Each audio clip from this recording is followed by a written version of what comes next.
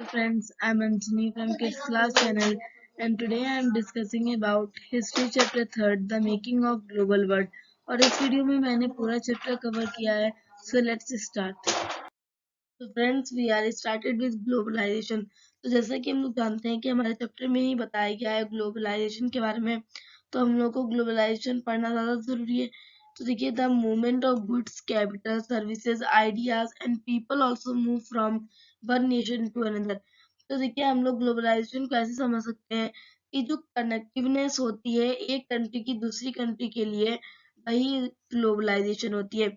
जैसे कि movement of goods होता है, एक कंट्री से दूसरी कंट्रीज में गुड्स का ट्रांसफर होता है, या कैपिटल यानी कि मनी का ट्रांसफर होता है, या फिर सर्विसेज यानी कि कोई यूथ गए दूसरे कंट्री में वहां पे वर्क करने लगे तो वहां पे सर्विस प्रोवाइड करें तो सर्विसेज का भी ट्रांसपोर्टेशन होता है. और आइडियाज का भी ट्रांसफॉर्मेशन होता है.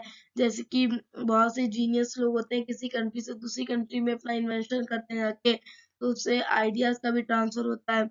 और पीपल तो ट्रांसफर होती है क्योंकि जब पीपल ट्रांसफर होंगे तो उसके साथ ही ये सारी चीजें भी ट्रांसफर होती है. तो हम लोग देखते हैं कि किस किस तरीके के ग्लोबलाइजेशन होते हैं. देखिए ग्लोबलाइजेशन में प्रीस्ट भी पार्टिसिपेट करते हैं. वो एक कंट्री से दूसरी कंट्री में स्पिरिचुअल फुलफिलमेंट के लिए जाते हैं, यानी कि पहले वो एक कंट्री में अपना ज्ञान देंगे, फिर दूसरी कंट्री में जाके वो दूसरे लोगों को अपना ज्ञान देते हैं. और ट्रेडर्स भी एक कंट्री से दूसरी कंट्री में जाते हैं. वो इसलिए जाते हैं कि जिससे उनकी बिजनेस पे तरक्की हो सके, यानी कि बिजनेस उनका और अच्छे से चल सके. स्टूडेंट्स भी एक कंट्री से दूसरी कंट्री में जाते हैं बेटर एजुकेशन के लिए. और ट्रेवलर जाते हैं एक कंट्री से दूसरी कंट्री में आइडियाज को कलेक्ट करने के लिए और अपना एंजॉय करने के लिए. यूथ्स जाते हैं एक कंट्री से दूसरी कंट्री में बेटर अर्निंग के लिए, यानी कि जिससे वो पैसे कमा सके. तो हम लोग आगे देखते हैं कि आगे क्या होता है. तो हम लोग देखेंगे कि द प्री मॉडर्न वर्ल्ड, यानी कि जब हमारा वर्ल्ड मॉडर्न नहीं हुआ था तो वहां पे कैसे ग्लोबलाइजेशन होता था. तो देखिए इन Asian time like priests were travel from one country to another for spiritual fulfillment. यानी कि प्रीस्ट जो होते थे वो एक कंट्री से दूसरी कंट्री में पहले के जमाने में जाते थे स्पिरिचुअल फुलफिलमेंट के लिए. और ट्रेडर्स एक दूसरी से एक कंट्री से दूसरी कंट्री में जाते थे बिजनेस पर्पस के लिए. स्टूडेंट्स एक कंट्री से दूसरी कंट्री में जाते थे बेटर एजुकेशन के लिए. ट्रेवलर जो थे वो आइडियाज को कलेक्ट करने के लिए एक कंट्री से दूसरी कंट्रीज में जाते थे. और क्रिश्चियन मिशनरीज पहले जो होते थे वो भी एक कंट्री से दूसरी कंट्री में जाते थे जिससे कि वो अपने इंग्लिश कल्चर को प्रमोट कर सकें. और वो लोग जब जाते थे तो कुछ थिंग्स भी कलेक्ट करके जाते होंगे अपने साथ, जैसे कि वो कलेक्ट करते थे goods, skills, ideas, money, invention, germs और डिसीजेस. और जो सी सेल्स होती थी उसे हम लोग अपना करेंसीज मानते थे ट्रेड के लिए. तो हम लोग आगे देखते हैं आगे क्या होता है. तो अब हम लोग देखते हैं silk route link the world, यानी कि जब ग्लोबलाइजेशन हो रहा था तो कोई ना कोई रूट तो चाहिए होगा ना उसे कनेक्ट करने के लिए, तो सिल्क रूट बना था.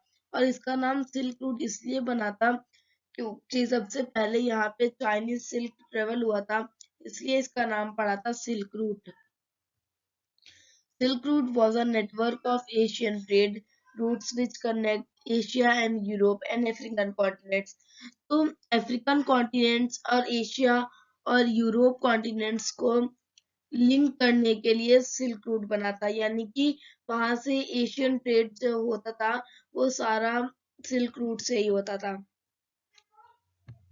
Before Christian era 3000 BCE till 15th century, many goods traveled from this route.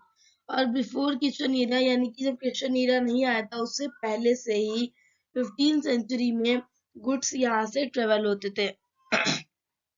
जैसे कि एशियन मार्केट प्रोवाइड करती थी spices, Chinese poultry, clothes European market को, और यूरोपियन मार्केट प्रोवाइड करती थी गोल्ड और सिल्वर एशियन मार्केट को. तो इससे दोनों लोगों का काम बन जाता था. तो अब हम लोग चलते हैं अपनी नेक्स्ट स्लाइड पे. Food travels spaghetti and potato. तो जब लोग ट्रेवल करते थे तो उनके साथ फूड भी तो ट्रेवल करेगा ना, क्योंकि इतनी ज्यादा डिस्टेंस उन्हें ट्रेवल करनी होती थी, तो वो लोग भूखे तो ट्रेवल करेंगे नहीं। तो जब पीपल्स ट्रेवल करते थे एक कंट्री से दूसरी कंट्री में, तो वो अपने साथ फूड को भी ले जाते थे।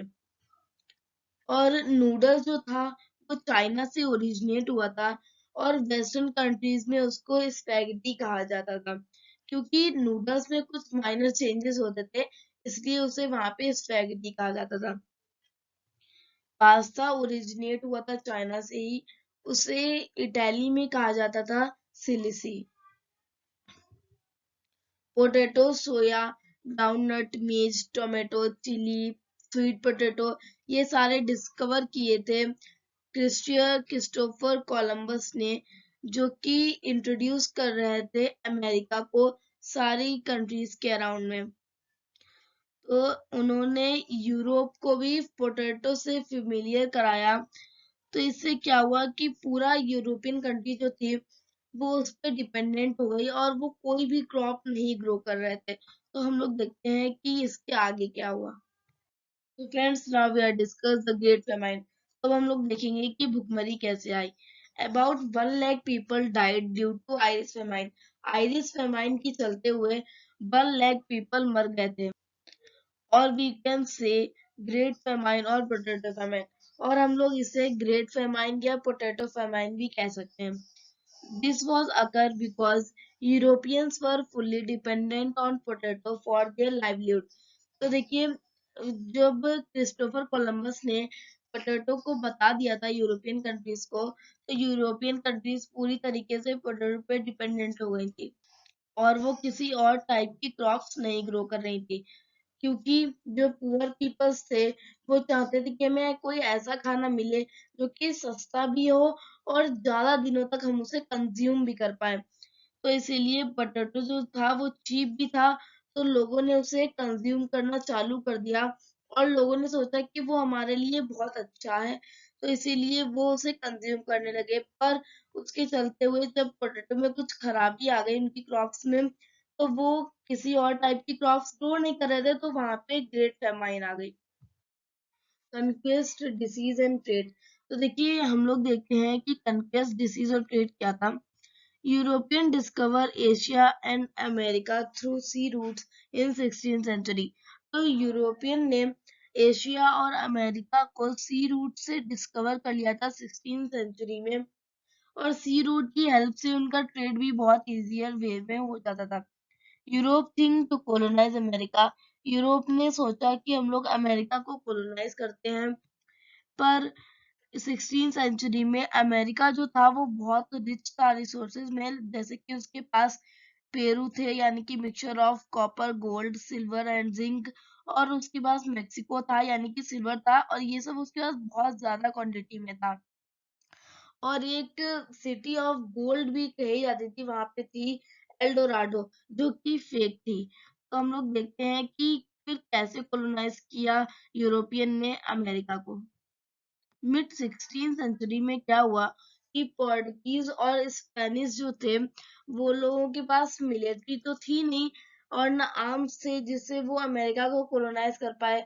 तो उन्होंने चूज किया जर्म्स को और डिसीजेस को अमेरिका के अगेंस्ट में फाइट करने के लिए।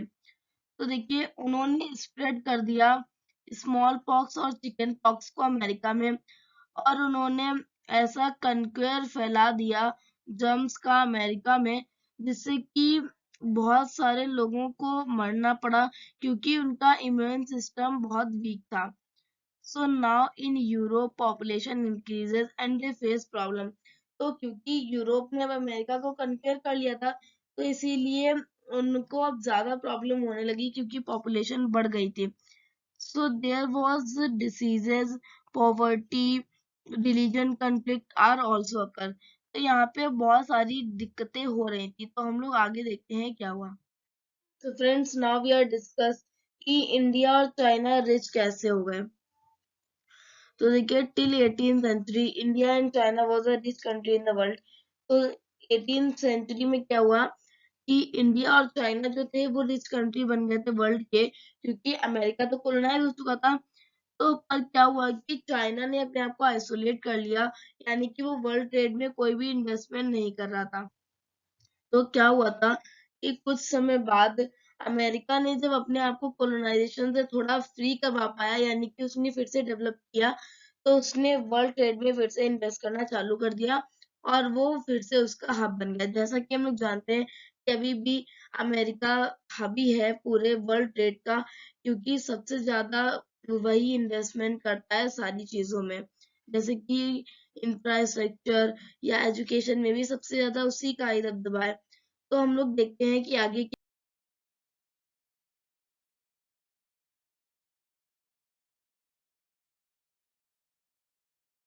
Friends, in this part I am started with the 19th century.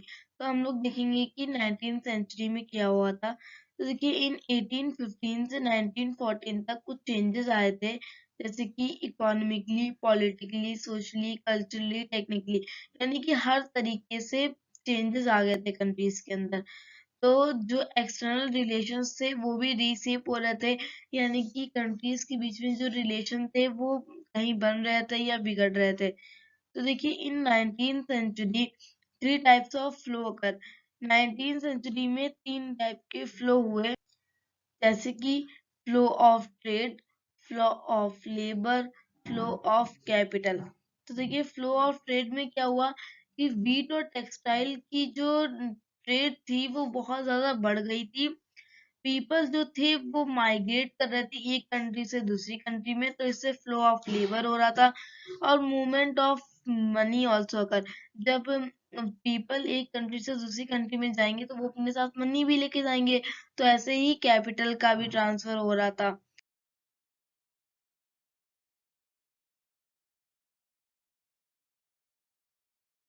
तो friends, now I am discussing about world economy trade shape. तो हम लोग देखेंगे कि ट्रेड कैसे इकोनॉमी को शेप कर रहा था। तो देखिए, countries wanted to produce own food because Britain demands more food. क्योंकि हम लोग जानते हैं कि ब्रिटेन ने अमेरिका को कॉलोनाइज करके रखा था, तो इसीलिए उसको फूड की ज्यादा रिक्वायरमेंट हो रही थी। तो वो सारी कंट्रीज चाहती थी कि हम उनको फूड दें, जिससे कि वो हमें कैपिटल देंगे, यानी कि पैसा देंगे। तो in Britain population were also increase. Britain में पॉपुलेशन इंक्रीज हो रही थी क्योंकि उसको उसने अमेरिका को कॉलोनाइज करके रखा था, तो वहां पे फूड की डिमांड बढ़ रही थी। तो पीपल्स ने वर्क किया ब्रिटेन में, वो प्रेशर कर रहे थे गवर्नमेंट को कि रिस्ट्रिक्शन लगा इंपोर्ट ऑफ फूड के ऊपर, क्योंकि जब फूड इंपोर्ट हो रहा था जो उस वो कम पैसे लगा के दे रहे थे, और जो ब्रिटेन में लोग थे वो ज्यादा पैसे लगा के बेचते थे। तो गवर्नमेंट ने पास किया एक कॉर्न लॉ। तो हम लोग देखते हैं कि कॉर्न लॉ में क्या हुआ था। तो फ्रेंड्स, अब हम लोग देखेंगे कि कॉर्न लॉ क्या था। तो देखिए, जैसा कि इसके नाम में ही लिखा है कॉर्न, तो ये कॉर्न से रिलेटेड ही होगा। तो ये कॉर्न लॉ तब लाया गया था जब जो वर्कर्स काम करते थे ब्रिटिश में, तो ब्रिटेन में जो वर्कर्स काम करते थे उन्होंने कहा कि रिस्ट्रिक्शन लगाना चाहिए इंपोर्ट ऑफ फूड के ऊपर, क्योंकि वो लोग अपना फूड सेल नहीं कर पा रहे थे। तो इसीलिए कॉर्न लॉ पास किया गवर्नमेंट ने 1815 में। इससे क्या हुआ कि गवर्नमेंट ने रिस्ट्रिक्शन लगा दिया इंपोर्ट ऑफ कॉर्न और अदर फूड आइटम्स में ब्रिटेन में आने से, यानी कि ब्रिटेन में अब इंपोर्ट ऑफ कॉर्न या फूड आइटम्स नहीं होगा। सो बेनिफिट फॉर लैंडलेड ग्रुप्स और people who work in Britain. तो ब्रिटेन में जो वर्क कर रहे थे उनके लिए तो अच्छा ही हुआ, क्योंकि इंपोर्ट जब नहीं होगा बाहर से तो उनकी बिक्री ज्यादा होगी, उनको ज्यादा बेनिफिट होगा। Now they were self sufficient in food. तो ब्रिटेन क्या था, अब सेल्फ सफिशिएंट हो गया था, यानी कि जितने भी लैंडलेड ग्रुप थे उन्होंने अपना खुद से उगाया अनाज और बेचा, अच्छे मुनाफा कमाया। तो हम लोग आगे देखते हैं कि इससे कुछ प्रॉब्लम हुई थी या बेनिफिट हुआ था, वो हम लोग को आगे पता चलेगा। तो हम लोग देखते हैं कि रिजल्ट्स ऑफ कॉर्न लॉ क्या थे। In Britain food prices increases because now import was restricted. तो देखिए, फूड प्राइसेस तो बढ़नी है, क्योंकि जब इंपोर्ट नहीं हो रहा है तो जितना वहां पे लोग उगा पा रहे हैं उतना ही तो बेचेंगे ना। तो जितना वो बेचेंगे वो और ज्यादा महंगा करके बेचेंगे।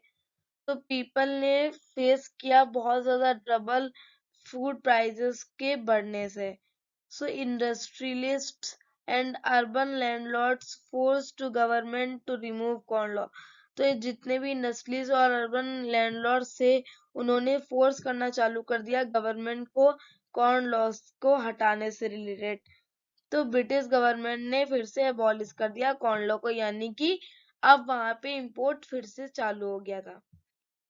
सो फ्रेंड्स, जैसा कि हमने बताया था कि कॉर्न लॉ अबॉलिश कर दिया गया है, तो कॉर्न लॉ जो अबॉलिश कर दिया गया है तो इसके कुछ ना कुछ इफेक्ट तो रहे ही होंगे। तो उसके क्या इफेक्ट रहते हैं वो हम लोग देखेंगे कि ब्रिटेन ने इंपोर्ट कर लिया था फूड बहुत कम चीपर प्राइस में, क्योंकि उनको चीपर प्राइस में इसलिए मिल रहा था क्योंकि जब वो फूड इंपोर्ट कर रहे थे तो अलग अलग कंट्री से सारा फूड आ रहा था, तो वहां पे सस्ता फूड मिल रहा था क्योंकि वो लोग अब बहुत ज्यादा प्रोडक्शन करने लगे थे। तो फार्मर्स जो ब्रिटेन में थे उन्होंने उनके साथ compete करना बंद कर दिया और vast areas of land were now left uncultivated, यानी कि उनकी जितनी भी जमीनें थी वो उन्होंने बंजर छोड़ दी, यानी कि अब उस पे वो कोई भी सब्जी या फल कुछ भी नहीं उगा रहे थे। तो now large number of people became unemployed. तो लार्ज नंबर ऑफ पीपल जो थे वो अनएम्प्लॉयड हो गए। तो थाउजेंड्स ऑफ पीपल माइग्रेट कर गए सिटीज में वर्क के लिए। तो mid 19th century faster industrial growth in Britain also led to higher income. तो देखिए ब्रिटेन ने सोचा कि ऐसे अगर हमारे यहाँ से लोग जाते रहेंगे तो फिर हम लोग कैसे कंट्रोल कर पाएंगे और कंट्रीज के ऊपर। तो इसीलिए उन्होंने इंडस्ट्रीज ग्रो करना चालू कर दी जिससे लोगों को हमारे यहाँ पैसे मिल पाए। तो इससे क्या हुआ कि फूड इंपोर्ट उनका और बढ़ गया था। तो हम लोग आगे देखते हैं कि क्या हुआ। तो देखिए फ्रेंड्स, अब हम लोग देखेंगे कि क्या इफेक्ट हुआ था ट्रांसपोर्टेशन पे और पीपल पे। तो देखिए ईस्ट यूरोप में रशिया, अमेरिका, ऑस्ट्रेलिया, यानी कि ईस्ट यूरोप में जितनी भी कंट्रीज थी उन्होंने अपनी लैंड को क्लियर कर दिया था ब्रिटेन की फूड डिमांड को फुलफिल करने के लिए। तो ट्रांसपोर्टेशन सिस्टम जो था वो भी इंक्रीज हो गया था, यानी कि एक जगह से दूसरी जगह पे ग्रेन्स या व्हीट को ले जाने के लिए ट्रांसपोर्टेशन सिस्टम तो चाहिए होगा, तो इसीलिए रेलवे लाइन सेटअप की जा रही थी और लंदन इमर्ज हो रहा था एक न्यू फाइनेंशियल सेंटर की तरह। और नियरली 50 मिलियन पीपल माइग्रेट कर गए थे लंदन में। और world wide 150 million people migrate from different countries to America, यानी कि अमेरिका में 150 मिलियन पीपल्स माइग्रेट कर गए थे और 1 मिलियन में 10 लाख पीपल्स होते हैं। तो सोचिए कितने ज्यादा पॉपुलेशन थी। So friends, I am discussing about role of technology. तो हम लोग देखेंगे कि टेक्नोलॉजी का क्या रोल था ग्लोबलाइजेशन में। तो देखिए in 19th century major inventions occur. 19th century में बहुत सारे इन्वेंशंस हुए related to railways, steam ships, telegraph. और before 1870s America transfer food meat to Europe by ship, यानी कि शिप से अमेरिका 1870 से पहले मीट को ट्रांसफर करता था। Live animals were shipped from America. America से लिव एनिमल जो थे वो शिप के द्वारा पहुंचाए जाते थे यूरोप तक। These animals were sell to Europe. ये सारे एनिमल्स यूरोप में बेचे जाते थे। तो उसमें प्रॉब्लम ये थी कि मीट जो थी वो बहुत ज्यादा स्पेस ऑक्यूपाई करती थी क्योंकि लिव एनिमल्स को बेचते थे ना, और एनिमल जो थे कुछ वो वे में ही मर जाते थे या बीमार हो जाते थे, यानी कि वो यूरोप तक पहुंच भी नहीं पाते थे। This meat was unfit to eat but meat prices increases due to its demand, यानी कि लोग इसका डिमांड ज्यादा कर रहे थे तो इसीलिए इसके प्राइसेस भी बढ़ने लगे। तो फिर हम लोग देखते हैं कि इसका क्या सॉल्यूशन निकाला गया। सो इन्वेंशन ऑफ रेफ्रिजरेटर, यानी कि रेफ्रिजरेटर का इन्वेंशन हुआ। तो after 1870s refrigerator was invented, यानी कि 1870s के बाद रेफ्रिजरेटर का इन्वेंशन हुआ। तो जो लिव एनिमल्स थे वो यही अमेरिका से ही कट करके उसको पूरा पैक करके रेफ्रिजरेटर में रख के यूरोप पहुंचाया जाता था। तो मीट जो थी वो एक्सपोर्ट की जाती थी यूरोप में by keeping it in refrigerator. तो इसके एडवांटेजेस थे कि it become easy to carry.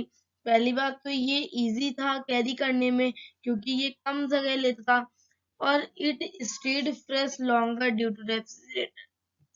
Refrigerator की वजह से बहुत दिनों तक ये सही बनी रहती थी, यानी कि इसमें कोई भी अनफिटनेस नहीं आती थी। So now prices also decrease. तो इसी वजह से जब चीज अच्छी होने लगी तो प्राइजेस भी डिक्रीज हो गए, और पुअर पीपल जो थे वो मीट को अफोर्ड कर पाते थे इजीली और अपनी डाइट को प्रॉपर बना पाते थे। तो हम लोग आगे देखते हैं कि क्या हुआ। Late 19th century colonialism. तो हम लोग देखेंगे कि लेट 19th सेंचुरी में कॉलोनियलिज्म कैसे आया। देखिए, in this time trade was flourished. इस टाइम पे क्या होता कि ट्रेड फ्लरिश हो रहा था। Market was also expanded, but in many countries this was flop. यानी कि मार्केट भी एक्सपेंड हो रही थी पर कुछ कंट्रीज में ये फ्लॉप हो गया। There was loss of freedom and also affected livelihood.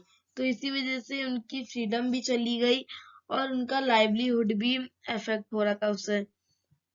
After colonialism painful changes were occur. और जब कॉलोनियलिज्म हुआ यानी कि एक कंट्री ने दूसरी कंट्री को कब्जाना चालू कर दिया, तो वहां से कुछ पेनफुल चेंजेस आए, जैसे कि Europe had established lot of colonies. Europe ने बहुत सारी कॉलोनीज बना ली।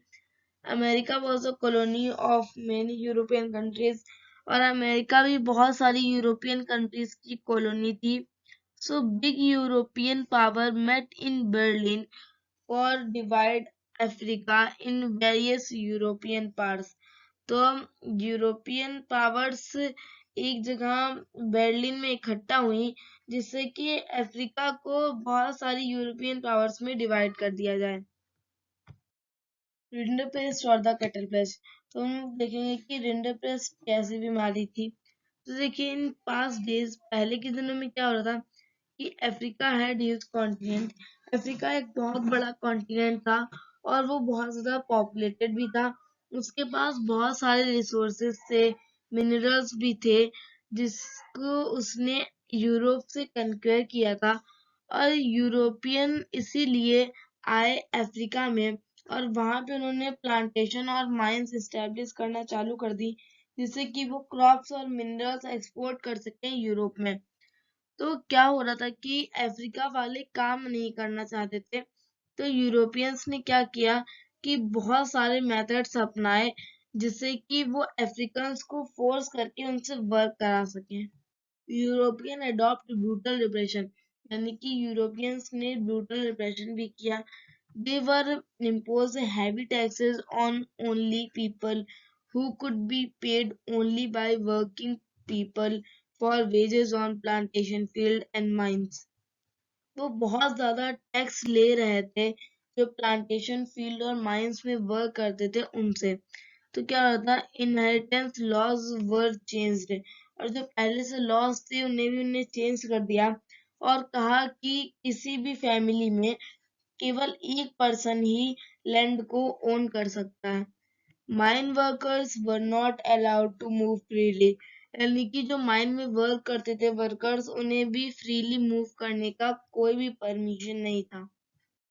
What happens during 1880? 1880s में देखिए क्या हुआ।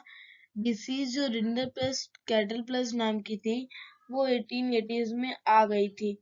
तो देखिए, it was carried by infected cattle imported from British Asia to feed the Italian soldiers, यानी कि इटालियन सोल्जर्स को फीड कराने के लिए ब्रिटिश एशिया से जो कैटल्स मंगाई जाती थी वो इन्फेक्टेड थी। तो देखिए, Italian soldiers attack by infected kettles on Africa. Italian soldiers ने अटैक कर दिया इन्फेक्टेड कैटल्स की हेल्प से अफ्रीका पे। और rinderpest spread in Africa like forest fire. और अफ्रीका में भी वो बहुत ज्यादा फैल गया जैसे कि फॉरेस्ट में फायर फैल जाती है। 90% population of cattle were wiped out, यानी कि 90% पॉपुलेशन जो कैटल की थी वो गायब हो गई बिल्कुल। सो अफ्रीकन्स लाइवलीहुड वर डिस्ट्रॉयड, तो अफ्रीकन्स का जो लाइवलीहुड था वो डिस्ट्रॉयड हो गया। Africans left with no choice but to work in plantation and mines. तो अफ्रीकन्स को अब प्लांटेशन और माइंस में वर्क करने के अलावा कोई भी ऑप्शन नहीं था उनके पास। Indentured labour migration from India, India से जो इंडेंचर्ड लेबर थे वो माइग्रेट कर रहे थे। देखिए इंडेंचर्ड लेबर यानी कि बॉन्डेड लेबर, तो देखिए in 19th century why they were migrated, cottage industries were declined, यानी कि कॉटेज इंडस्ट्रीज जो थी वो डिक्लाइन हो गई, और लैंड्स रेंट्स वर रोज, यानी कि लैंड के जो रेंट्स थे वो बहुत ज्यादा बढ़ गए। Land were cleared for mines and plantation, क्योंकि लैंड जो थी वो क्लियर करी जानी थी माइंस और कल्टीवेशन के लिए। सो दे फेल्ड टू पे देयर रेंट एंड डेब्ट, तो ये अपना रेंट और उधार चुकाने में बहुत ज्यादा फेलियर महसूस कर रहे थे। Bonded labour in Assam India, तो हम लोग देखेंगे कि इंडिया में असम में कैसे बॉन्डेड लेबर आए। तो देखिए bonded labour work in tea plantation field इन असम, असम में टी प्लांटेशन की वजह से बॉन्डेड लेबर्स वर्क करते थे। They had to do work in harsh conditions also, उन्हें किसी भी हार्श कंडीशन में भी वर्क करना पड़ता था। They didn't have any legal right, उनके पास कोई भी लीगल राइट नहीं थे। They were hoping that after living here they would not have to live in poverty, उन्हें ऐसा लगता था कि अगर हम लोग यहाँ से चले गए तो फिर उसके बाद हमें पॉवर्टी नहीं फेस करनी पड़ेगी, इसीलिए वो बिना किसी छुट्टी के वहां पे वर्क करते थे। But in 1921 this system was abolished when non-cooperation movement started। 1921 में ये सिस्टम एबॉलिश हो गया जब नॉन कॉपरेशन मूवमेंट की स्टार्टिंग। इंडियन एंटरप्रेन्योर्स अब्रॉड, यानी कि इंडियन एंटरप्रेन्योर्स अब्रॉड कैसे अपना बिजनेस फैला पाए वो हम लोग देखेंगे।